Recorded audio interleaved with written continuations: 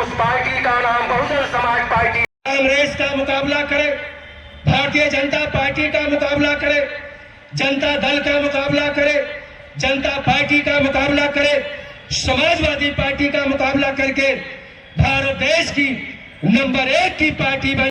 जिस समाज को पढ़ने लिखने से रोका गया था, जिस समाज को मठ मंदिर में जाने से रोका गया था, यह समाज भी बाबा साहब ने कहा कि मैं एक ऐसा अधिकार दे रहा हूं, एक वोट देने का। इसी वो एक वोट का जिस दिन यहाँ पर आए हुए मैं पिता तुल्य बुजुर्गों से, नौजवान साथियों से, माताओं बहनों से, सबसे मैं कहना चाहता हूं कि बहुजन समाज पार्टी किसी धन्ना सेठ की पार्टी नहीं है। यहाँ पे बहुत सारे लोग बैठे हैं। मैं आपसे पूछना चाहता हूं कि बहुजन समाज पार्टी के या आदरणीय बहन जी धन्ना सेठ के घर चंदा मांगने गई अभी कभी तक? बताओ भाई, नहीं गई ना? माननीय बहन जी और माननीय साहब, हम बहुजन समाज पार्टी के लोग यहाँ हर जाति हर धर्म को मानने वाले लोग हैं, लेकिन बहुजन समाज पार्टी एक विचारधारा है। राजनीतिक पार्टी बाद में उसी विचारधारा है। वो विचारधारा संत कबीर साहब की है, संत रविदास जी की है, महात्मा ज्योतिबा राव फूले की है, छत्रपति साहू जी महाराज की है, संत शिरोमणि रविदास जी की है, और सभी संतों गुरुओं महापुरुषों की विचारधारा को परम पूज्य बाबा साहब डॉक्टर अम्बेडकर जी के द्वारा, जो बाबा साहब डॉक्टर अम्बेडकर चाहते लोगों का मैं पुनः अपनी तरफ से और पार्टी की तरफ से आप सब लोगों को बधाई देता हूं। बहुत बहुत धन्यवाद। लोकसभा का चुनाव लड़ाने का काम किया था।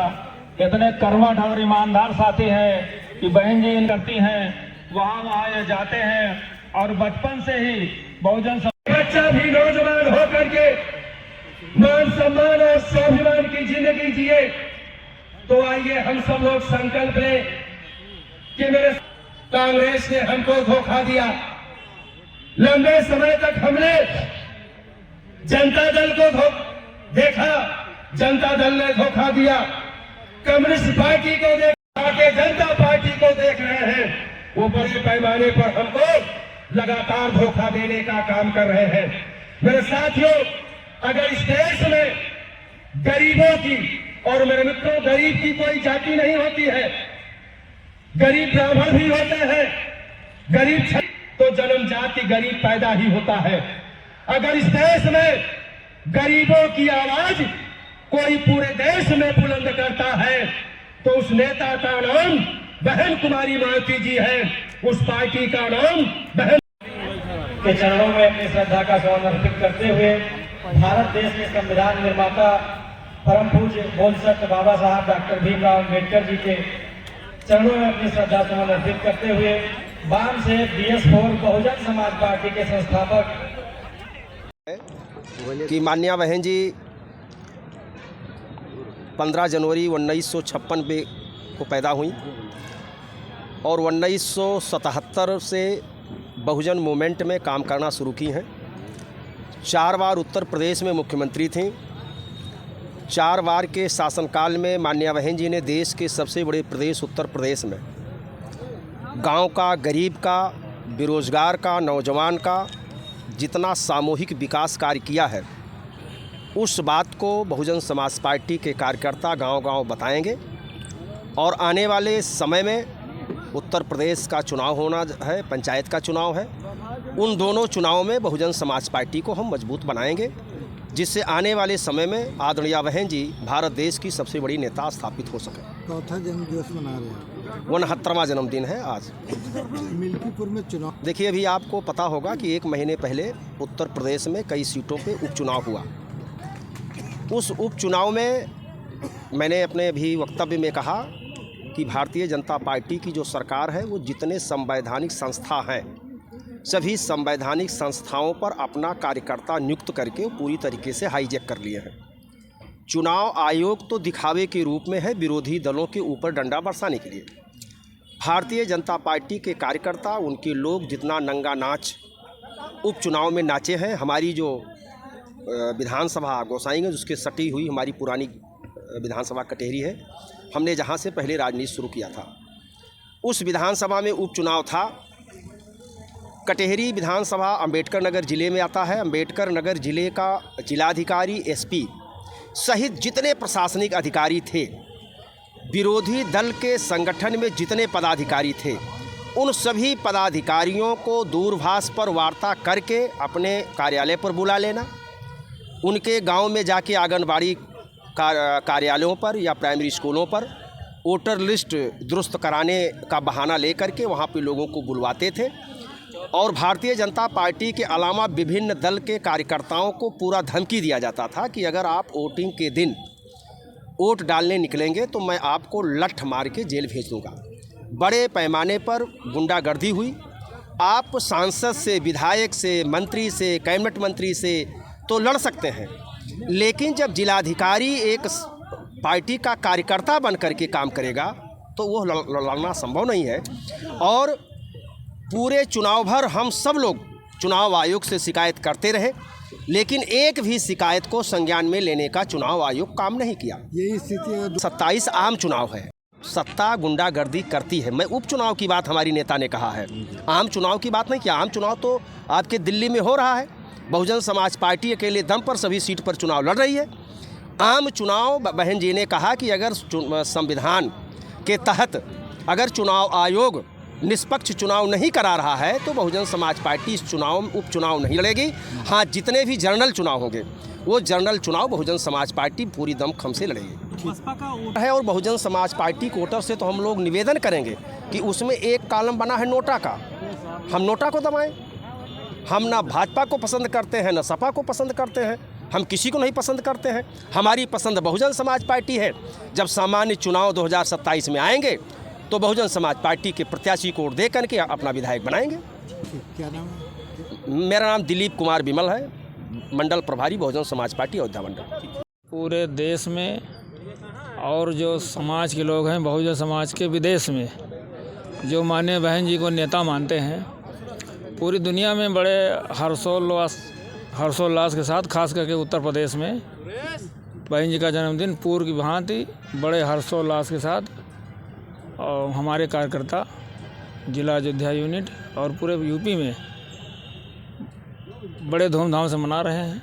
और हम माननीय आप सबके माध्यम से पहले आपको धन्यवाद देते हैं, फिर आप सबके माध्यम से हम माननीय बहन जी को 69वें जन्मदिन पर हार्दिक बधाई देते हैं। दीर्घायु होने की कुदरत से कामना करते हैं कि माननीय बहन जी शोषित, पीड़ित, लूटे पिटे समाज, गरीब नौजवान किसानों की मसीहा हैं।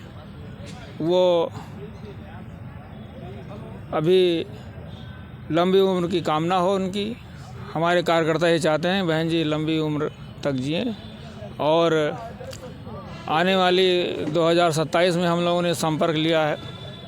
हम लोगों ने 2027 में संकल्प लिया है कि माननीय बहन कुमारी मायावती जी को इस प्रदेश का 5वीं बार मुख्यमंत्री बनाएंगे। धन्यवाद।